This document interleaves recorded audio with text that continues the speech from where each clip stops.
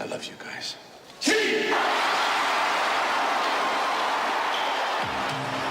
Welcome to the Torg Stories Podcast. On this episode, my sister Ann and I use what we read and watched this week to spark conversation. Thank you for joining us. It's our hope that you'll enjoy the conversation, even if you haven't read or watched the stuff we watched. This week, our discussion topics include retirement, loneliness, women, and the Kalshi gambling site. Ted Lasso Season 4 is on the way, and handling our nerves. And I ask you to look for stuff that led to questions instead of just like saying, I watched this thing and summarizing it. Did that change the way you looked for stuff? Maybe a little. My last two editions were pretty much, I just watched this and here it is. But my first two, I did think, I could definitely ask questions about this. In fact, I read the articles on my own without thinking about the podcast. And I thought, you know what? I could have some questions about those. Because I don't know that on its own, without those questions, it would be that interesting to me. But right. I thought you did a good job of picking things out. I could see a difference in your choices, which sometimes is luck. I just almost say all the time, see how the subconscious works on things. Meaning you do the podcast a little bit, you get reminded to do something a couple times, and then it pops in your head, I'm reading this thing. Here's 3 easy questions for Bill. This will be one I share. Right. Yeah. You're actually bringing it into the forefront of my mind as I read. Because I guess I also realize how much I read. I mean, I feel like I read 25 things a week at least. I feel like I'm begging for things to read, and there's not enough content. When people are like, there's too much content, but no, there isn't enough content that's available to me. I mean, I can't pay subscriptions for everything, I feel that way about my reading, and I feel that way about podcasts. So I think there's room for us to keep finding a bigger audience. Yeah. With my Vogue subscription, I got access to like the New Yorker, Vanity Fair. And I thought, these are going to have so many articles. I look on Vanity Fair and it's like not one article I want to read. It's amazing to me. All right. So we'll say more about reading. I maybe have a couple good leads. And your first story, she retired at 35. The only problem, it's lonely, by Charlotte. Is it Cowles? And that's from The Cut. It's called The Cut. That's from The Cut. We've talked about The Cut before. I always forget. It's a site I enjoy. I feel like it's a little geared towards women. Oh, yeah. But they got some good articles. Yeah. Okay. So tell us about that. Yeah. I think the title's a little misleading because she doesn't really talk about loneliness too much. It's like they're acting like she's the loneliest person in the world. To me, it was like she's angry and she retired at 35. She's angry at the world. And when I read it, it seemed like she was angry at the world, and she was trying to kind of make up for her childhood of kind of not always being secure, not feeling secure. And so she wants to feel secure financially. So there are a lot of things in here that I found interesting that it doesn't apply to me. I don't have the attitudes of this lady, but I don't think I am irresponsible in my saving for the future either. I think actually I do it just right. But of course, that's because you always believe what you're doing. I think don't most people believe what they're doing? I don't know. I agree that what you're doing. I agree that I think you're doing a great job. I think I'm doing a horrible job. Tell us about this FIRE community. Yeah, I've never heard of FIRE. Me either. This is the first I've heard of it. But basically, it was extreme frugality in service of saving, investing as much money as possible. So basically, they're foregoing a lot of pleasures, earthly pleasures, in their young years to save for the future in their old years, which I get. It's very scary to think about retirement in the future. But at the same time, I think when you're young is when you should really be enjoying these things. I mean, it's great to be old and secure in your having a shelter and food and stuff, but it's actually like, I don't need to go out and do a bunch of crazy stuff when I'm old. I'm kind of content to be settled around in my house. And I'm probably kind of physically restrained a little bit on the kind of things I can do. So I think you should maybe go out and do some more things as you're young rather than just So sacrificing everything, have you heard of, do you know who Dave Ramsey is? I've heard the name, but I couldn't say anything about him. So, right. And I have not been exposed to much Dave Ramsey. I think Dad had his book. He's kind of in the Fox News radio station Okay. universe. And so one thing, and this article reminded me of that, in that you'll have someone in their late 30s, early 40s, and they have regular careers, and then they work at Chick-fil-A every extra second they can, and they only eat Chick-fil-A so they don't have to buy food, and then they own their house and they pay off their car, and they're debt free, and they like ring a bell or have a celebration or something on Dave Ramsey. And this woman, I mean, the thing that struck me the most was all the extra work. They got married in their parking lot, I think is in this story. I actually ended up Right. I mean, it sounded like a fun wedding. It was yeah. fine. Yeah. No, I it have was a nothing good against wedding. a frugal wedding. Yeah. But and then and I know maybe you want to get into this, but um you're not sure they got enough money. So she's got like $1 million. Right. I'm not sure. First of all, I'd like to say eating Chick-fil-A as a sacrifice. No, eating Chick-fil-A is like premium eatery. Yeah, but if you eatery worked to there me. and you ate it, if you ate it No, I would eat seven, it every day and I would be in bliss. I had Chick-fil-A yesterday. They closed down the Chick-fil-A Hollywood. oh It has wow. a fence around it, and they're reopening in November. They're reconfiguring it. So I had to drive all the way to Western, guys. But I did Something on Saturday. something that I didn't put in my what I've read, and I think Ann, your state, I think California is one of the states. They're starting to address drive-throughs by the law. So This is specifically Culver City, actually, yeah. which is where I work. And really close to me in a strip mall, they want to put it in and out. And Culver City is saying, Culver City actually is a separate city. It's not part of Los Angeles. They have their own government. And they're saying, no, we don't really want this, which is fine with me. In and out, thumbs down to me. I don't care about Well, like for hamburgers. example, it's not the worst I've seen, but in Boone, in one road off of the main highway that goes through Boone, 321, that goes to Blowing Rock and goes to Interstate 85 near Charlotte. If you turn on this one little road, Applebee's is back there, there's a hotel back there, and there's Chick-fil-A back there, and almost everyone wants to go left on 321, and so you often have you have lines going out onto 321 both ways. I mean, it's like, Yeah, it's a pretty bad corner. I don't like picking up stuff from Applebee's because sometimes you can't even get out on the right. left. So these towns, in some towns it's worse. It's like the In Chick-fil-A. and out, yeah, here in and out is really, really bad. There's one up by the Hollywood High School that's pretty bad, but it doesn't really bother traffic because it's a side road. Chick-fil-A's notoriously are pretty bad, but the one on Hollywood, I didn't think Hollywood and Sunset, which is the one that closed down, I didn't think it was that bad. And they were like, "Oh no, they're reconfiguring it because it's too much in the way." So yeah, I get it. Sometimes Raging Cane's is really bad too. Although I think the Raging Cane's is dying down because their chicken is pretty bland, even from Bland Ann. Charlotte loves it. They're opening one in Johnson City. I enjoy it because I love a toast. They have a great toast and crinkle fries, but they're chicken, and I don't use the sauce, so it's pretty bland to me. Yeah, I haven't had much of it. I wanted to bring up mom here. Okay. So, and I guess maybe I'll talk about myself first. I think somewhere on here you have, am I a saver or a spender? Oh my goodness, I'm a spender. You are. And I Yeah. will say, it's like, how do you say this right? Megan just has higher standards about where we're going to live. So going all the way back Yeah. to New York City, it's like the places that I would have been fine living in, Megan just is not.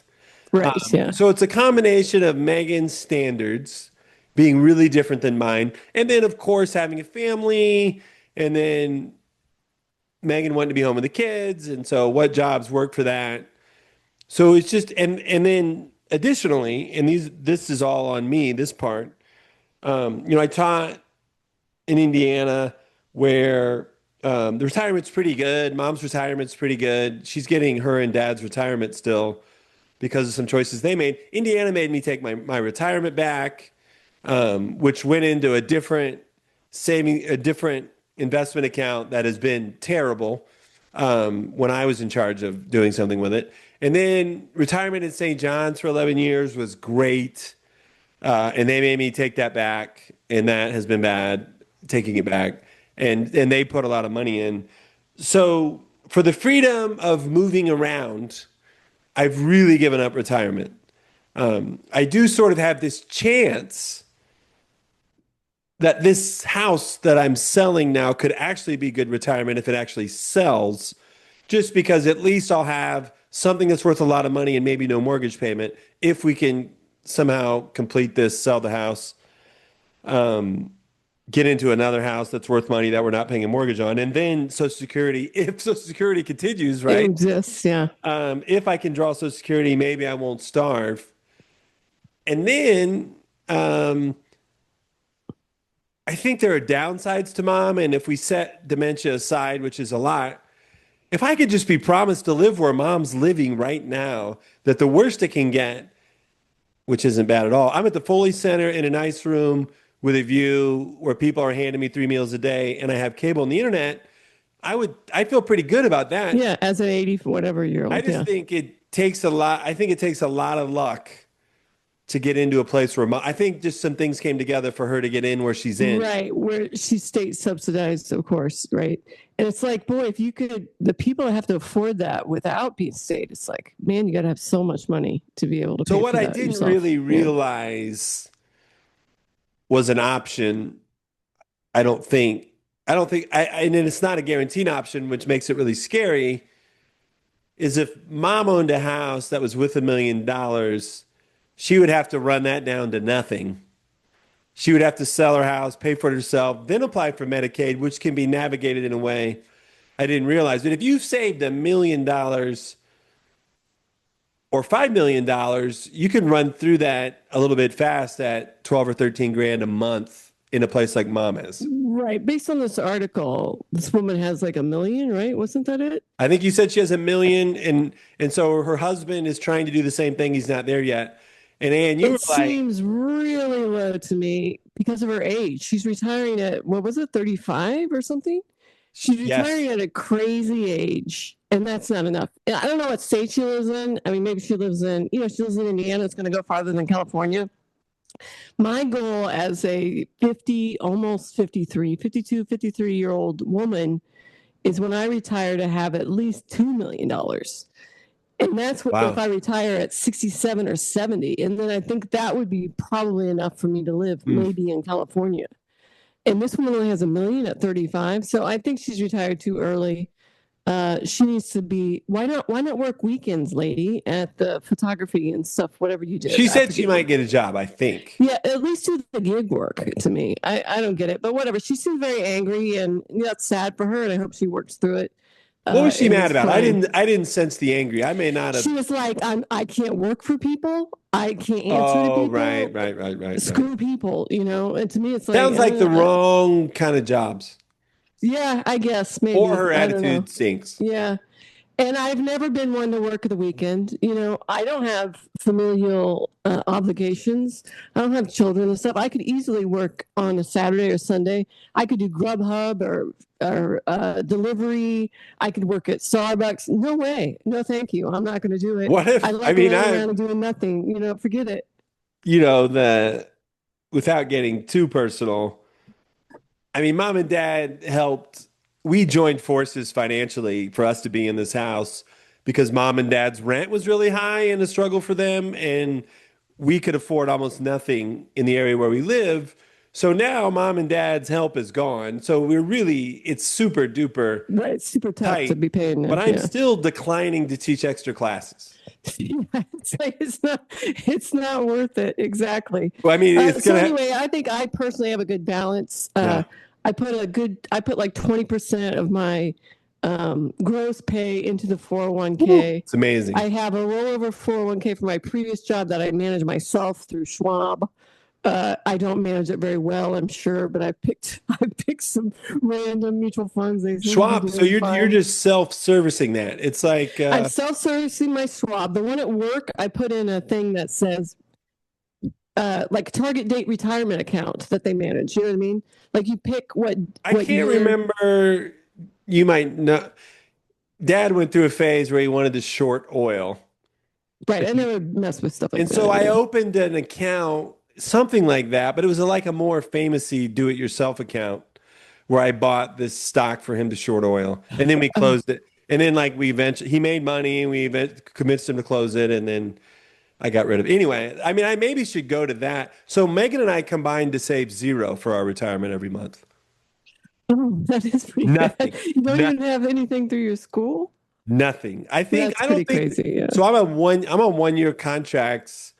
It's actually a 3 year contract now, but it basically says this is a 3 year contract that the state can terminate at any time based on enrollment. So it's not even really a 3 year Yeah. contract. They don't have a 401k or anything. That's what you're No, I saying. don't think I have any state retirement um, as a state employee because I'm a lecturer. I would have more if I was a Yeah, but teacher. not even state and you could have your own 401k. I You could could open have my your own own 401k, IRA or something. which Well, we you aren't could doing. open your own IRA, I guess. Yeah. Yeah. So But I'm yeah, hoping, I hope that I have a house that I don't have payments for.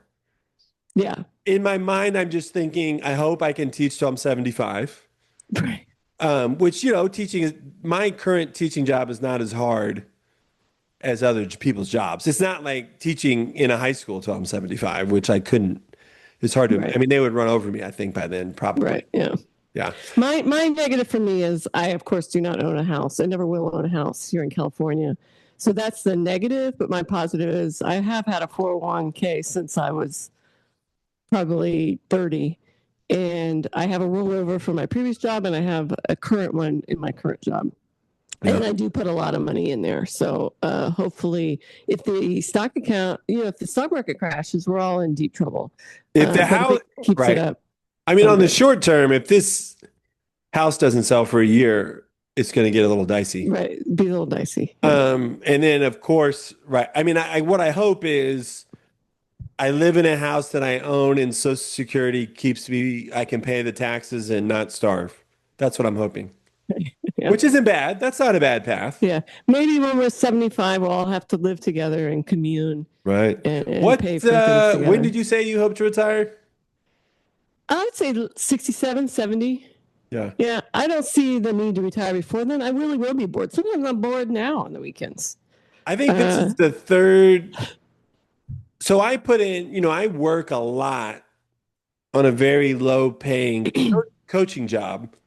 If I turn that coaching job into a part-time job that paid 15 or $20 an hour, I would have a lot more money. Right. Yeah. There you go. Yeah. And you But- know what? I actually don't mind retail work. If I worked at, I don't know, at Walmart or Target or something, I think I'd be fine part time, not all the time. Mhm. I forget what I think I would do if I had to work. I can drive a bus. Part-time. I'm saying I can drive a part-time. bus, Ann. No, I can't do any of that. I have my Those bus CD. drivers have to have nerves of steel. Yeah. Well, in LA compared to Boone. Yeah. I mean, they have to shout down homeless people. They have to know what they're doing. I forgot. I had one more thing I wanted to say. Oh, about retiring. Yes. This, I think, the third. Dave Witzig has been a pretty steady listener. He is a character cowboy in my book, Love on the Big Screen. And he's been texting me almost every week about it. Dave, last year teaching coming up. He's my age. Oh, well, congrats to him. I can see you wanting to retire from teaching. Our dad, I think, retired. Didn't our dad retire? Our dad retired like at 55. Right and he was now. happy to do so. Yeah. But we would say, looking back, that may not have been great for Dad.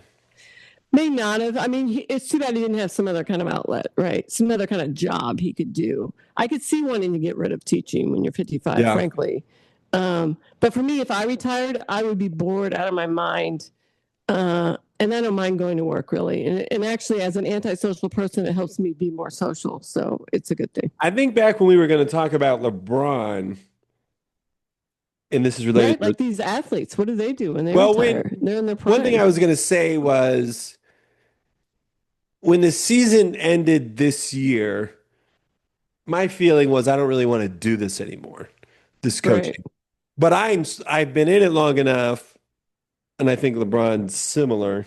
You and LeBron, very similar. Different. I think I said that last time. Well, the other thing I compared me and LeBron to was I've been playing more pickup basketball at noon, Monday, Wednesday, Friday. They let Charlotte play too with the staff. at Upstate, and I said I can play hard 1 out of every 7 plays. Right. You like LeBron. But Yeah. however, now that when Charlie goes back to school and Izzy goes to Utah, just the fact that I've been working out my kids 6 days a week. So now that I'm not really doing that and I'm not coaching because it's the off season, I'm really on the edge of being bored. And if I didn't have to get this house ready to sell, which consumed us for 6 weeks, I would be a little bored. So I think I would be bored without coaching. I would have to shift into something else. You're right.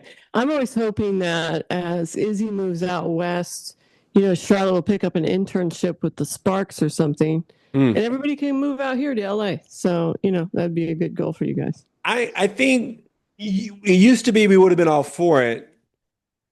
I mean, it's not a formal announcement. Megan is making some real estate moves with some other realtors in the area. So she's, trying to build a real estate empire here. And I don't think she can start over that easily. It'd be great if she had a worldwide real estate That's empire. Right.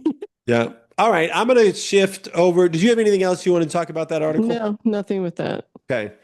I'm going to start with Information Sickness by David Shields. This is an old article. First published in June 1993 issue of Harper's. And I wonder if I should subscribe to Harper's. Let me read you what they say they're about. All right. Here we go. From the website. Harper's Magazine, the oldest general interest monthly in America, explores the issues that drive our national conversation through long-form narrative journalism and essays such as celebrated features as the iconic Harper's Index and the first issue, June 1850. Oh, great. I mean, I guess I don't care how old it is, but I do like this sentence, long form narrative. Yeah, I I'm know. looking for long form. I'm so tired of these articles that are like 3 paragraphs, Yep. But I do think it's probably, I wonder what the difference is between Harper's and the Atlantic. I don't have very much familiarity with either one, so I don't think I can Well, speak to it. The Atlantic feels pretty heavy on politics. Thumbs down for me. Yeah. Close to 50%. I like it, but it's a lot every night. And I like some of the things that you're coming across. I like, and I would sort of like to diversify my reading. Great. Yeah. Okay, here's the writer, David Shields. He's 70. He's from Los Angeles. He has an MFA degree from Iowa, which is like, top 10 MFA I know. program. The only MFA I really even know. Yeah. He's written 25 books. I downloaded the title of this book, which I like the title. The thing about life is that one day you'll be dead. Right. That's funny to me because I was just walking on my walk in a song. I really listened to the lyrics for the first time. And one of the lines was, one thing you have to remember is that we're all going to die.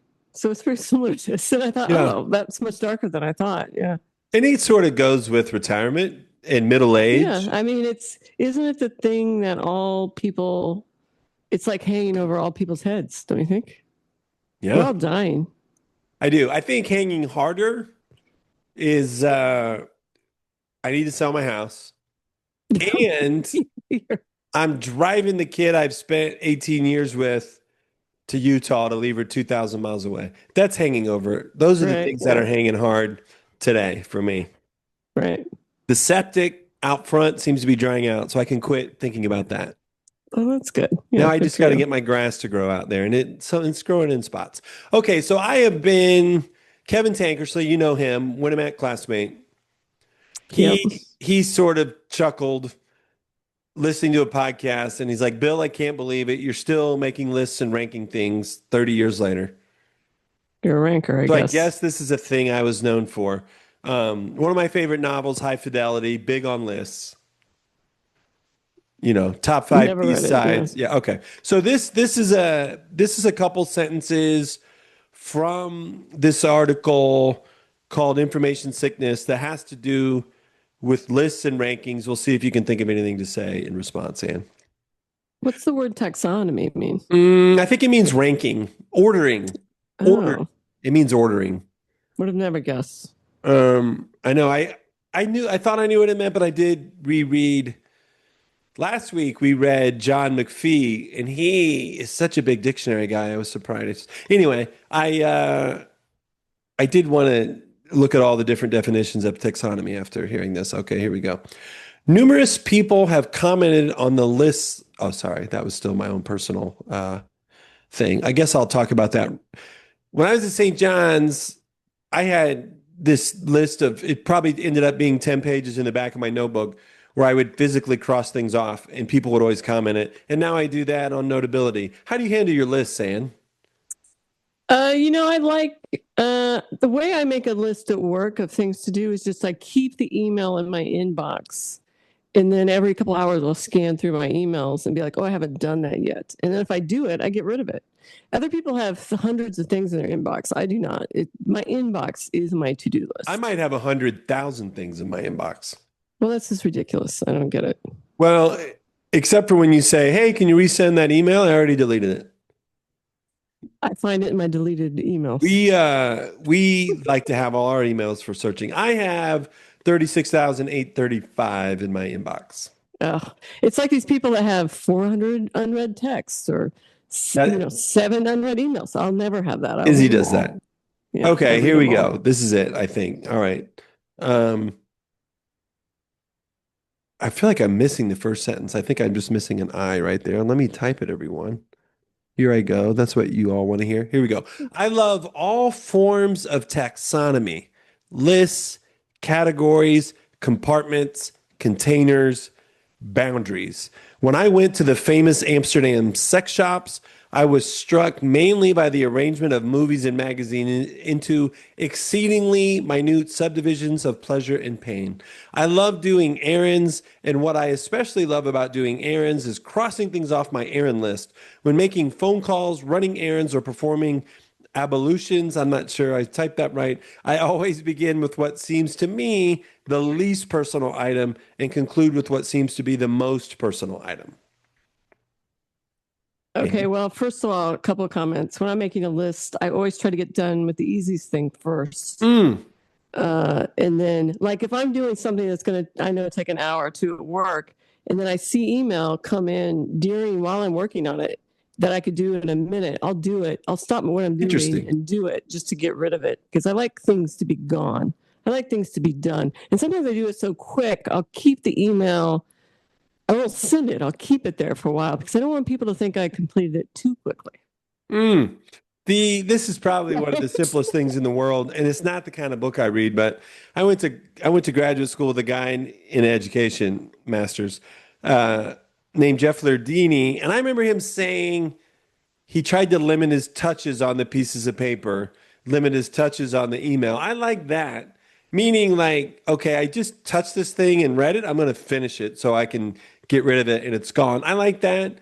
It used to be, I would do the things I least wanted to do first. I would do the hardest things first. But now I've had to shift into, there are things I need to be more mentally fresh to do. So if I'm going to write today, if I'm going to watch film and come up with a scheme and a game plan that I'm going to implement over 3 days for my game on Thursday, I do that first. And the stuff like looking at 84 student pieces of writing, which is a big job that I'm not that excited about because there's so much, but I can do that tired and I can't do some of that other stuff tired. Right. I like things to be completed and done and out the door. If something's taking longer, sure, sometimes I need to really focus, but I can usually do other things at the same time. And so I just like things to be done. I like them to be done and complete. If they're not done and complete, I think about it. I don't like emails piling up. I like them to be gone. So that's my philosophy. He mentions Amsterdam sex shops. I never went into Amsterdam sex shops, not interested in that. However, I did go with my friend who is a gay guy to Amsterdam, and we went to this gay club, and they let me in the front, and I sat in the bar, and they're like, the girl can't go back in the back. And he was like, well, I want to go back and check it out. So he went back and checked it out, and I had to sit up front, make small talk with people. because they don't let the girls back there. So I don't even want to know what went on back there. That's Boy, Amsterdam. it is interesting that they wouldn't just anybody who wants to see it. Right. It must be crazy crap back there. Yeah, pretty bold I by don't even David. want to see it, guys. Yeah. Let me see David here. just comes right out with it that and David, live your life. He doesn't mind admitting, I went in there and couldn't believe all the different categories. Oh yeah. Well, yeah, I can see it too. But yeah, it will make you uncomfortable. I've heard some crazy stuff about Japan too. It's It like, did it did make me think about, not because of the sex part, but just about good video stores. And there was a really good video store where I lived. I can't even remember what you called it. video The store, area even back show. in the day. Yeah, like VHS Okay. tapes, and just like what a good store was like when they would have an interesting way of organizing things, or it was Ann's picks, and so there's a shelf that, like, I know Ann, and Ann likes stuff I like, and here's 40 movies that Ann thinks I might want Do to you watch. remember the Winamax store? I remember Yeah, where it was. I don't remember the name, but remember half of it was Beta and half yeah, of it was VHS. yeah. And then like Tommy Denim, they owned a store. I don't think it was the same one on the corner there. I can't believe I I just can't think remember of that the store name. on the corner. Yeah, I Someone will don't know. text me this week and tell me what the name of that Winamax. Yeah, but I just remember Beta or VHS. Which Yeah, one? and you had to kind of pick. We We picked were right. VHS. We were We picked VHS. We picked VHS. right. You're right. We We did. did it, even though they're bigger. There's no reason it should have won. Yeah, I don't know why I won.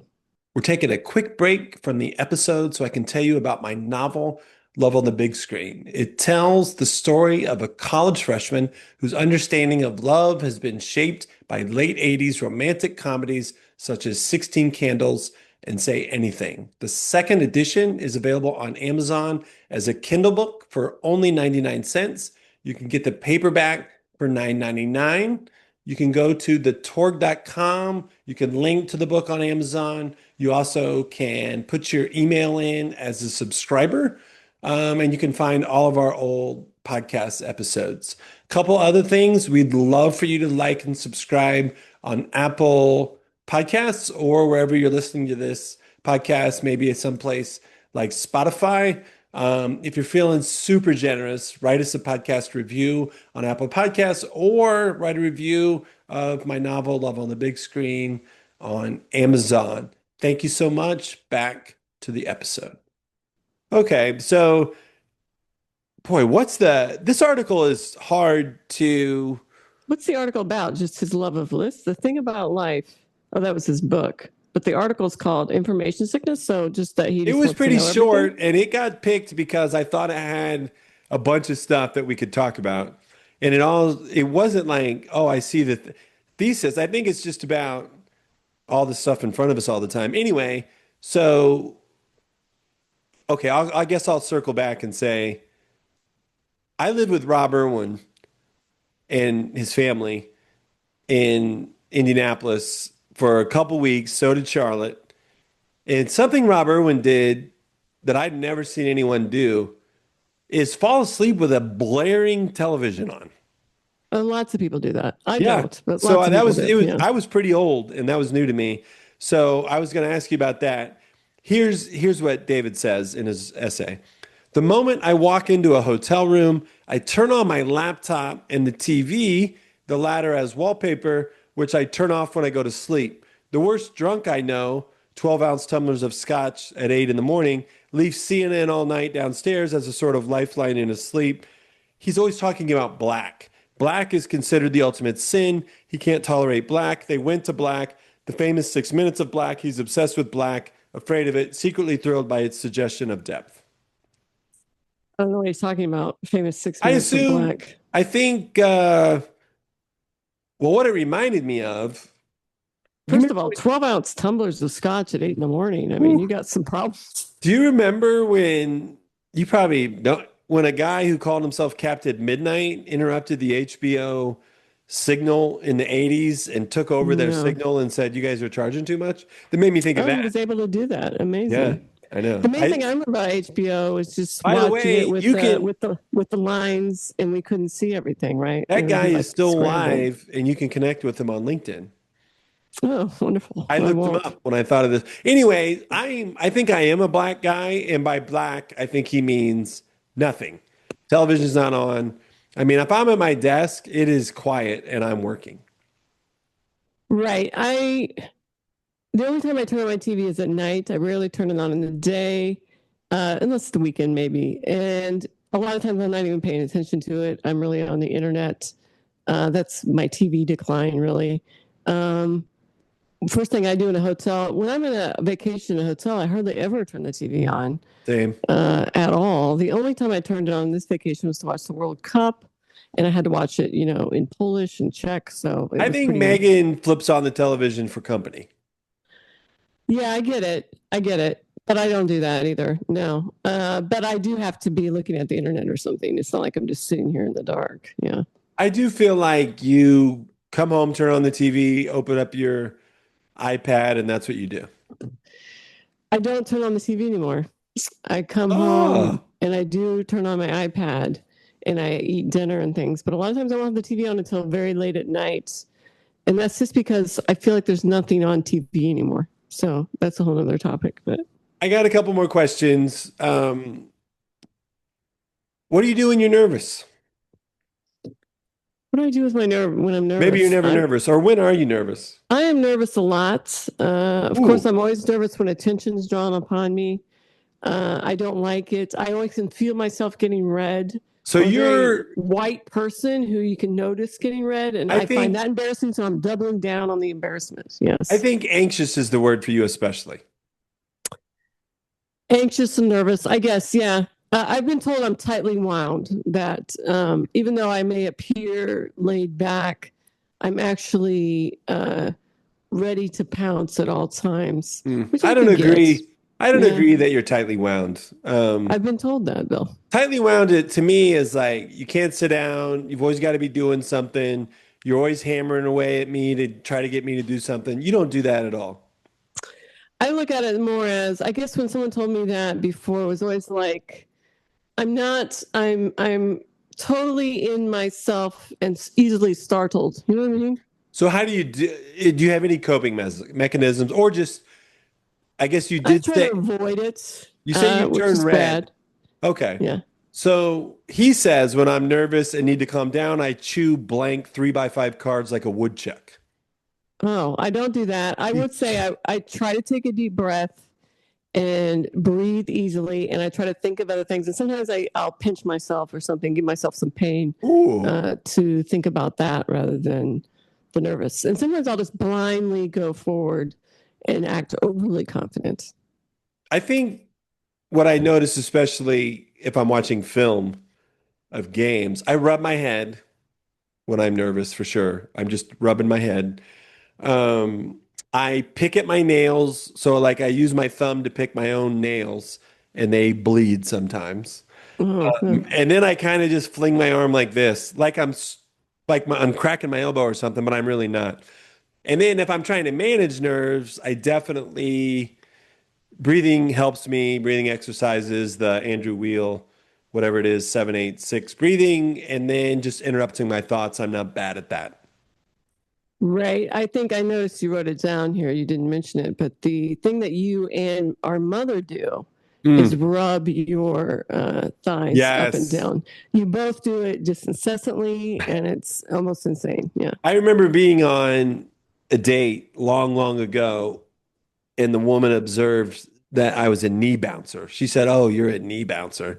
And I think that wasn't the greatest for her that I was a knee bouncer. Right. It's like, yeah, Because it you're on does say a craze. lot about you. If you're sitting there rubbing your legs like a maniac or your knee is just popping, that does say more about you than just that your leg is moving. Right. Yes. And I definitely have noticed mamas like that too, even in And, their and old I've age. tried to stop because really, I sort of have it in my head that sugarless gum makes me feel crappy, but I might chew 3 or 4, 5 pieces of gum at once. Like because a game, I'm driving to the game, I'm driving the bus, I'm getting ready for the game. The game hasn't started yet.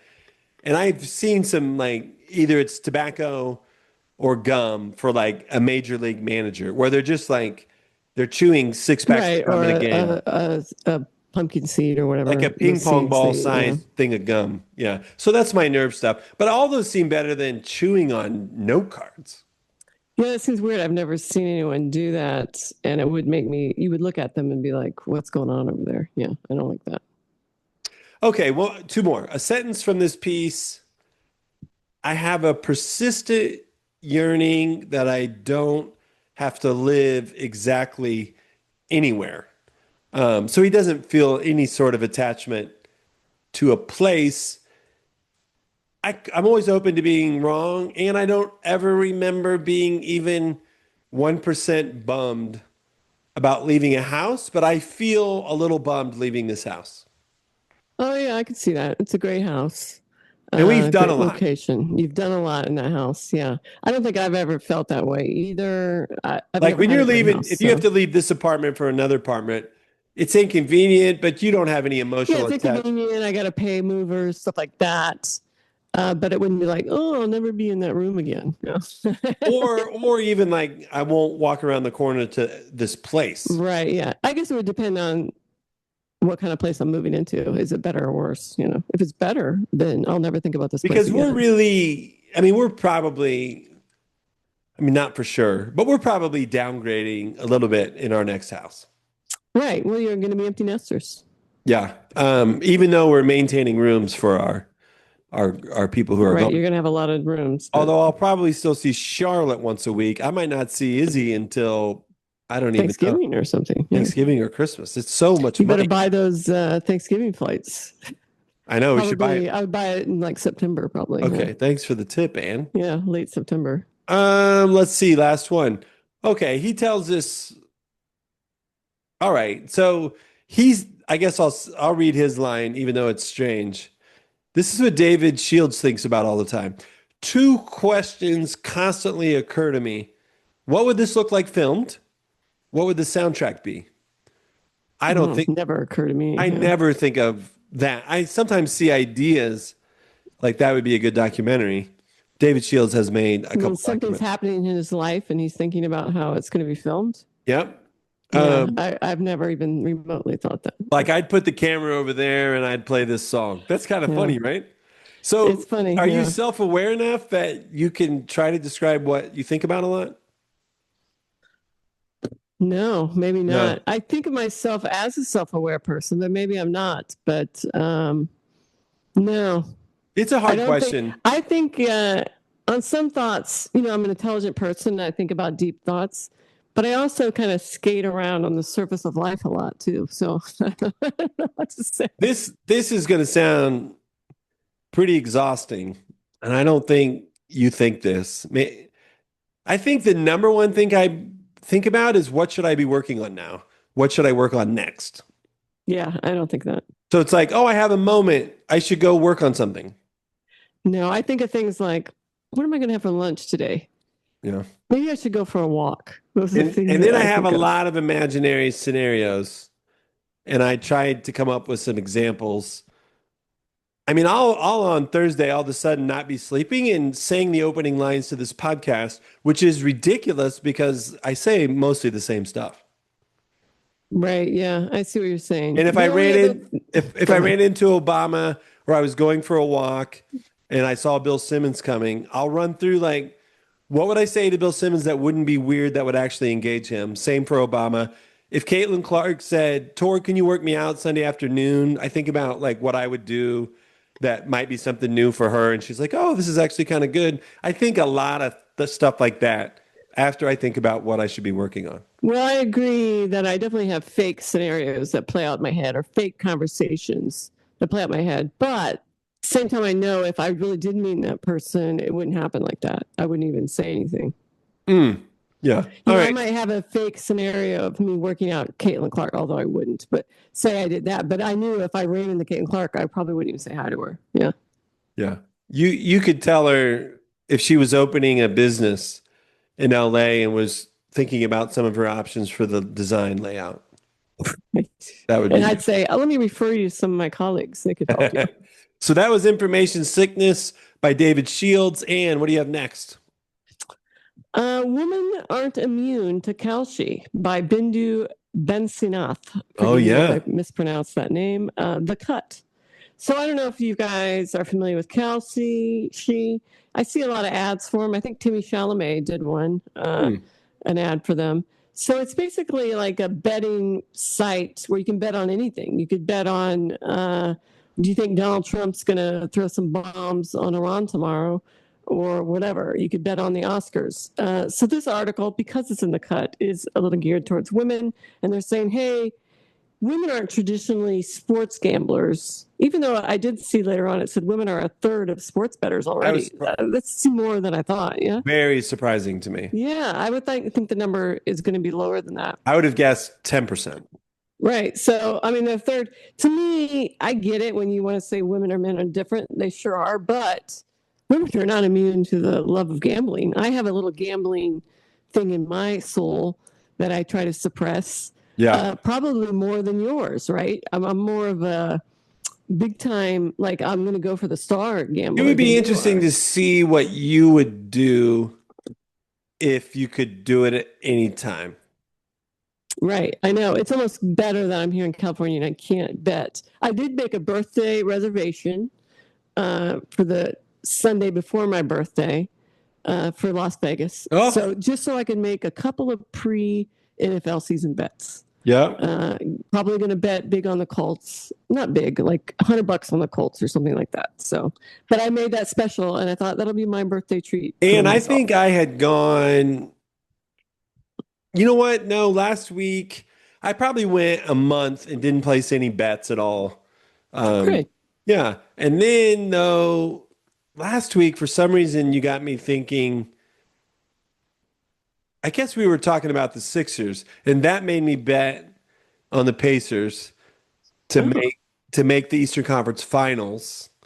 That's a fun bet, yeah. Yeah, and that seems incredibly attainable, and it's a long shot. And then I went on to bet on the Fever to make the finals, which I think will be a stretch, but and I bet on the Panthers to make the playoffs. So after having a drought, I was like, I'm going to just throw down a few on my It is a droughty kind of part of the year, though, to be fair. That's true.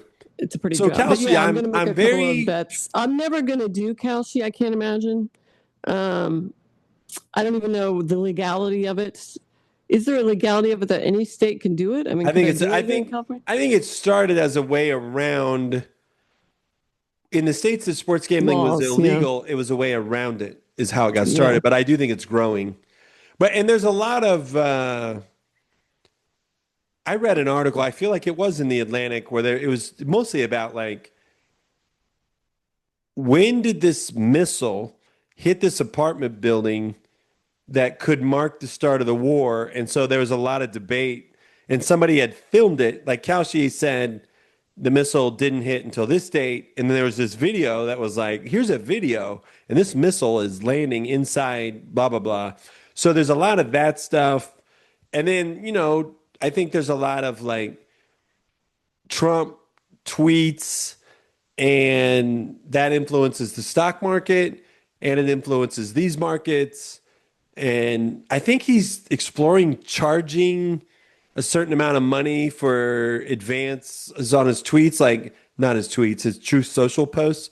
So if you pay this, let's say you pay $10,000, you get Trump's posts an hour early. I mean, I think they're exploring stuff like that. It's incredible. Well, $10,000 is really pricey. But if you're doing that to if you're betting, yeah. No, wait. If you're investing in drones, and Trump says we're really going to hit them hard tomorrow, I mean, that's, I think, what we're talking about. Well, sadly, I think an investment in drones probably is a really smart investment for the future. One, I would never bet on war stuff. That just seems very... You can bet on the weather. Yeah, I bet on the Oscars, bet on sports, great. Love Island is mentioned. This stuff can be, when you're betting on just anything, it seems like it could be manipulated so much worse. Perhaps people know who won Love Island already and they're betting on it. The producers know who won, whatever. So I think I would just never be interested in betting on those things. I'll stick with sports betting.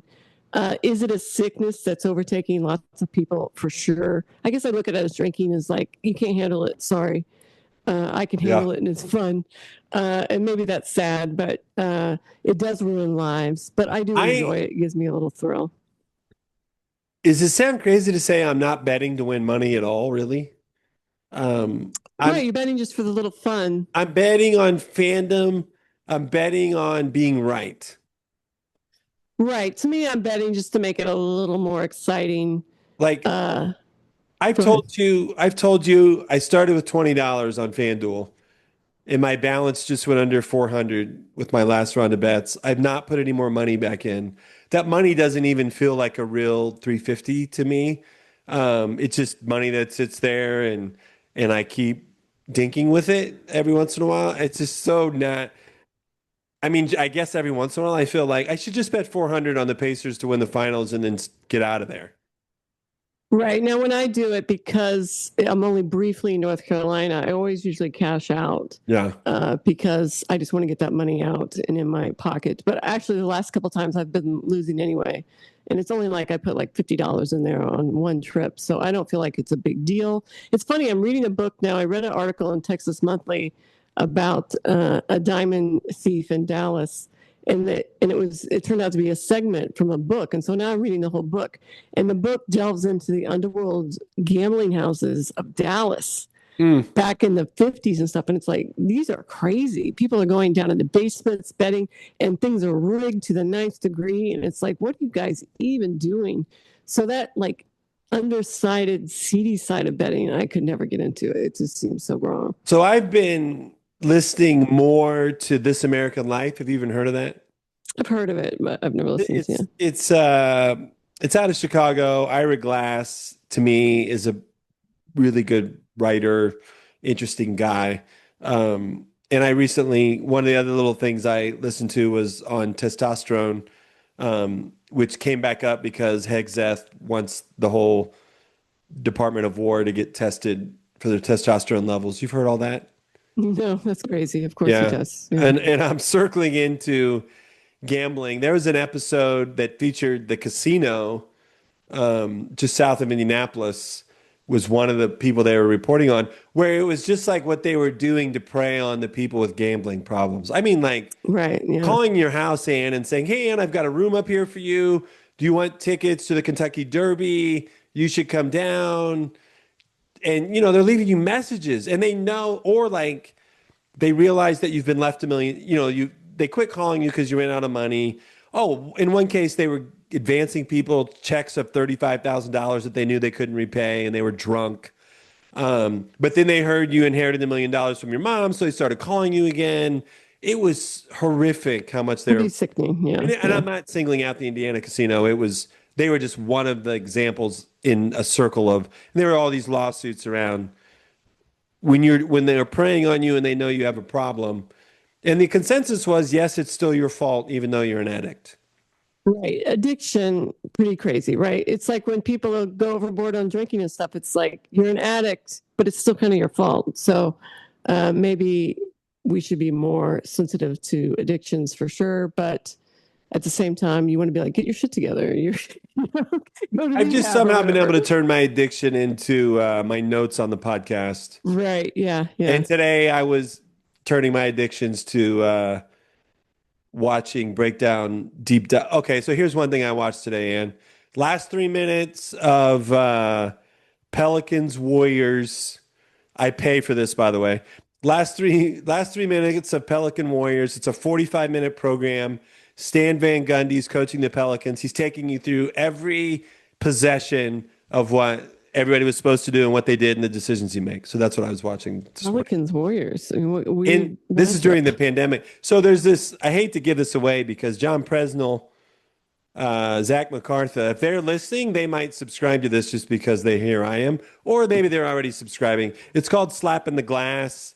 And so they sent out like a weekly newsletter and they've got all this stuff. Like It's a basketball coaching thing. it's a Yeah. basketball coaching platform. That's right. Right. I do think we both, and maybe everybody in the world does, but we both definitely have addictive personalities that I think we've been able to control to positive I'm going to things. weigh in and say everyone does it.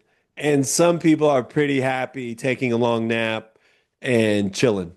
I definitely meet Right. the chill people are a challenge for me. I am a pretty chill person, but at the same time, I am addicted to certain things, and I can get on a track and I'll stop. I can usually stop it. I love Matt Smith He was the best man at my wedding. He is a chill guy. Um, and we still were able to be really good friends, but like, when I want to leave at 2 to go do X, and he's like, and it's like 3:20, and he's just kind of putzing around his apartment shooting. I mean, he's probably got a very peaceful, healthy way of living, but it's challenging for me. Right. I am an on-time person. I will Yeah, never we're be on late. time. Yeah. Yeah. Okay, so because these articles were so short, and because I think we're looking to the future, I read two brief Ted Lasso articles. I'm going to read you a title and then ask you a Ted Lasso question. Okay. So, Ted Lasso season 4, I think coming up this Wednesday on Apple. Jason Sudeikis addresses a very difficult phone calls to the former Ted Lasso actors ahead of the new season. That was by Carson Holiday in The Independent.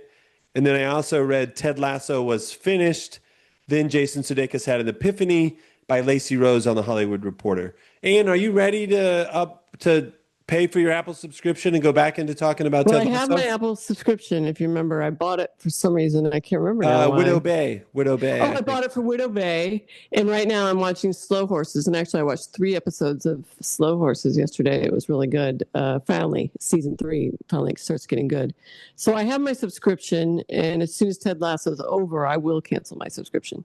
I like. But So go you're ahead. ready to go. I'm ready to go. I'm not excited. Yeah. I'm still like wishy-washy on Ted Lasso. I read about the premise of the new season. Interesting. It will require a lot of new cast members, I would think. Yep. And it's going to be interesting how it's handled, I guess. And will it catch on in the same way?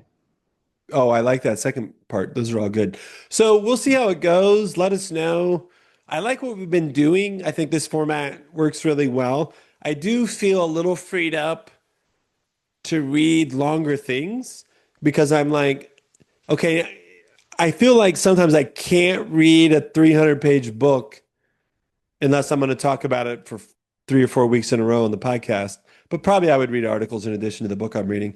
And then again, I'd like to think that Ted Lasso brings up stuff we can talk about related to coaching and managing people and relationships, where it's not like you have to follow the show with us.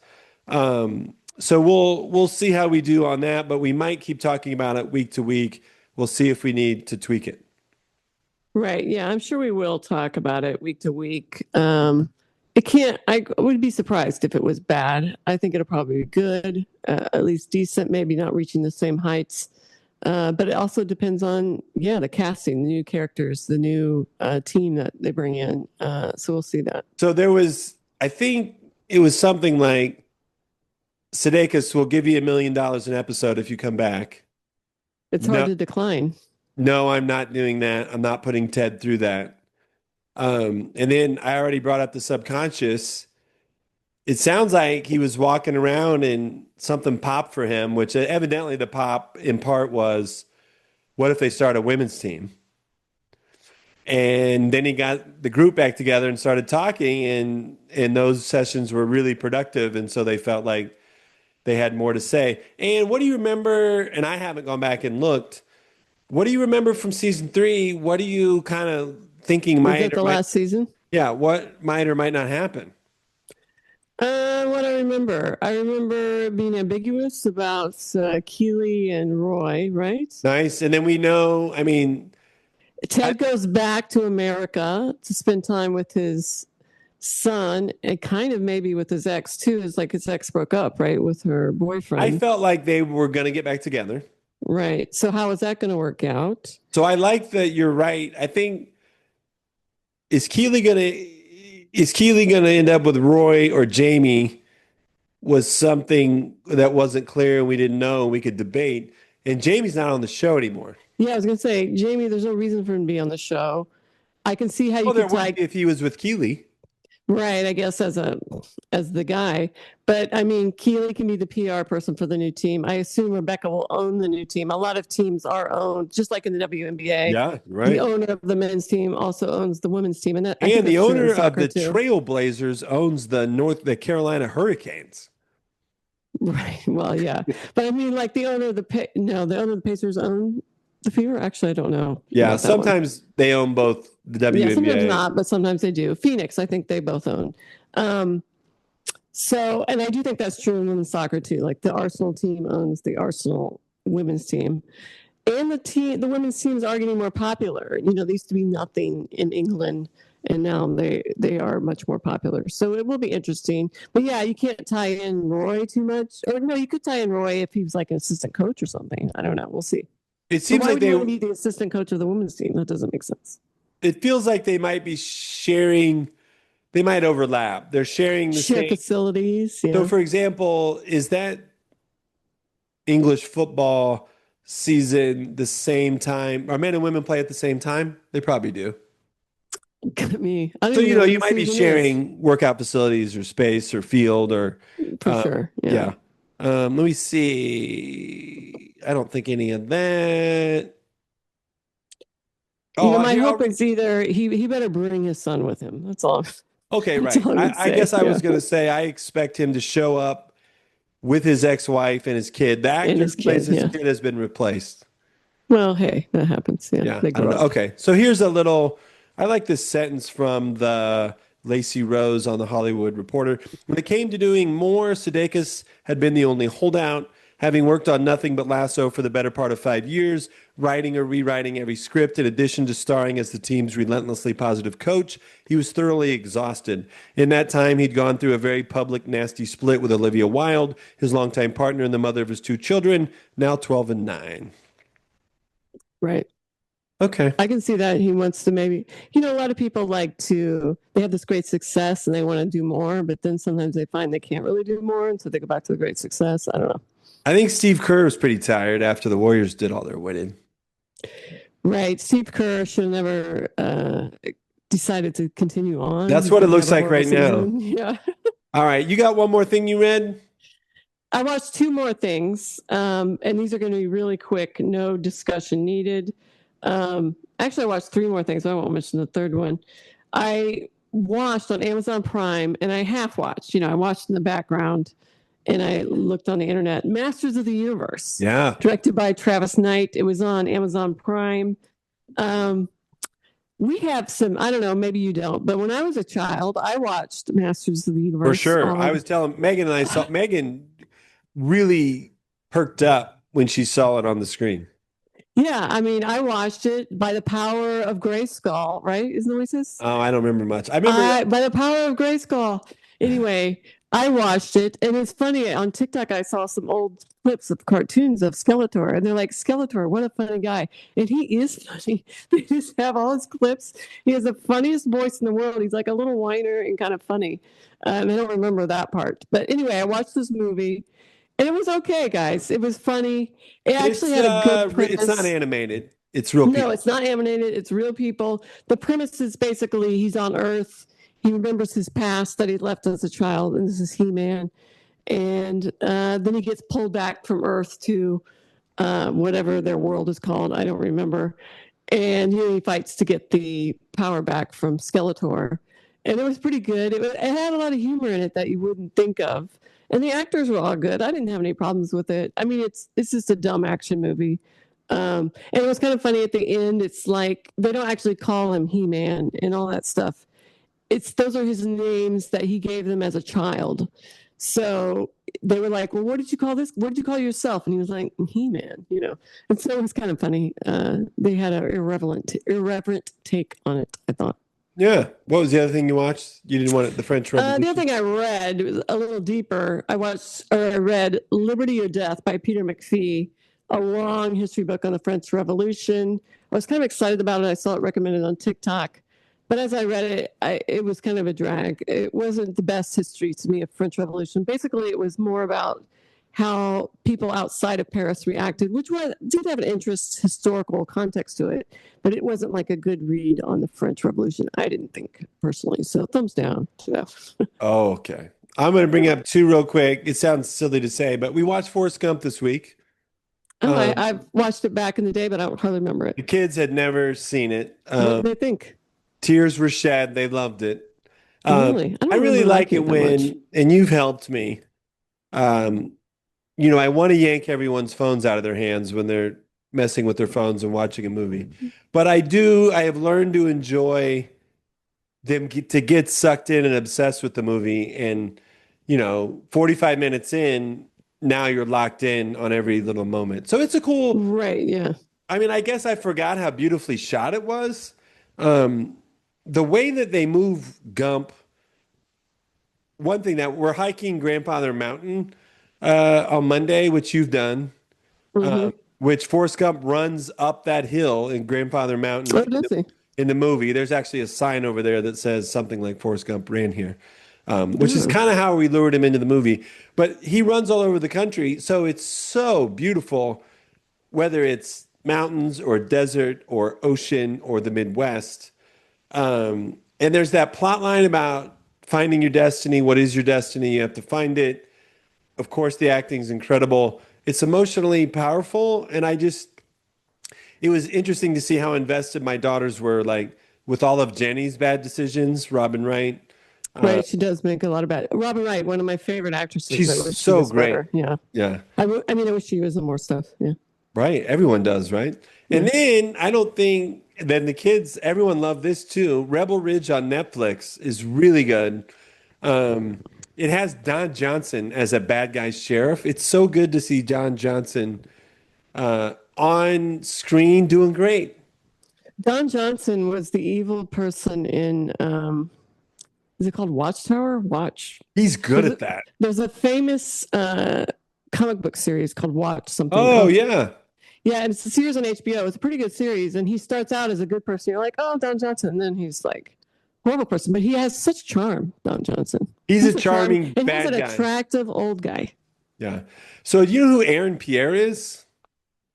Aaron Pierre, is he a black guy? Yeah, I know him. Right? I mean, Izzy said, this guy's too Really good looking. guy. She said he's too good looking to be an actor, which Right, I know he is. Yeah, but I can't think of anything he acted in. What did he it's act in? like, is Brad Pitt not too good looking to be an actor then? I don't think anybody's too good looking. I disagree Yeah. with Izzy. Yeah. So, and both of my girls were like, how is this person not world famous? He's really good in it. Well, he's pretty and famous. he's not in that much. Aaron Pierre he wasn't in Forrest Gump. No, he's in Rebel way too Ridge. I young. moved on to Rebel Ridge. Okay. I was gonna say he's like 20 or 30 maybe. I've never seen Rebel Ridge. I've heard of it. I haven't seen Aaron Pierre in a lot of stuff, but I do know who he is, and he is a good-looking man. It's really good. I would call it, this isn't going to get you to watch it. Maybe I have seen parts of Rebel Ridge. It's like a standoff. Yeah, it's on TikTok a lot. It's dirty cops stealing money from a guy. I've seen parts of it. I'm calling it. I don't get Netflix in general, but right. Rambo meets Bourne with a conscience is what I said. So I don't remember Rambo. I don't think I've ever seen Rambo. Rambo's fast and I know I don't think Rambo. I think this movie would appeal to you more than Rambo. This movie has a really big part of a single mom. The single mom part really helps draw women in more, I think, than Rambo. But Rambo is just passing through a town, and man, they should have just let him keep going. Like Right. they pulled Rambo over and they picked on him, and what a mess they made. And in this episode, they clip the back of Aaron Pierre's bicycle and they confiscate the $30,000 he's going to use to bail his cousin out of jail and start a boat hauling business. And they should have just let Aaron pedal into town and bail his, yeah. Isn't that a big theme in all these kind of movies? Yeah. You messed with the wrong man. You So should have messed with Keanu's puppy. What were we thinking?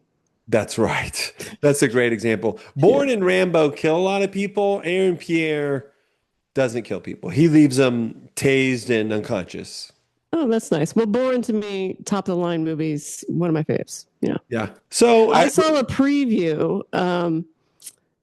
It just flew out of my head. I saw a preview. What were we talking about? Well, forget it. Don Johnson, When I was Rambo. watching The Odyssey, I saw previews, and there was a preview for something, and I was going to bring it up, and now it's gone. So forget it. Sorry, everyone. Here's something else I did with my obsessions. I made a 60 slide Google slideshow that is movie questions. So it's like a shot from a Hitchcock movie, and it's like, what film is this? Who directed it? So I made this thing that Charlotte, and part of the goal is to Izzy's getting ready to go be a filmmaking major. Right. Yeah. And it's She a got to know little, these films. I know she could get sucked into it, but I just think she should know more than she knows. Right. She probably actually hasn't seen a lot of old Like, time who are your movies, 5 favorite right? filmmakers? How have they influenced you? You got to be able to at least answer that question. Right. And she probably can't. All right. She's working on it. She likes She's working on it. Wes Anderson a lot. That's probably one Yeah, of her that's bigs. good. That's That's a good one. Yeah. That's a good start. Okay. So we're done, Ann. We're done. Someday I'll think of that preview that I would mention. I'll mention it next week. We'll see what we can get out of Ted Lasso next week. Yeah, that's right. Ted Lasso week. And the Wednesday. next Sunday, I will be waking up, I think, in outside of St. Louis, driving home. Oh, it's So next week you're driving. I we're thought you were leaving driving like in 20th or something. a week from tomorrow. I'll be gone a week. I'll be gone 8 days. No, is that Okay. right? Yeah, I'll be gone 8 days. So next week we can do our normal schedule, but the week after that, no. Normal schedule next week. Then we'll have to be creative. Okay, got it. All right, Ann. Good to see you. Good to see you. Bye-bye. Thanks for listening, everybody. Smart takes the shot, and the Hoosiers with 3 seconds. Go ahead. But what we found out is that each one of us is a brain and an athlete And a basket case. A princess. and a criminal. Does that answer your question? I love you guys.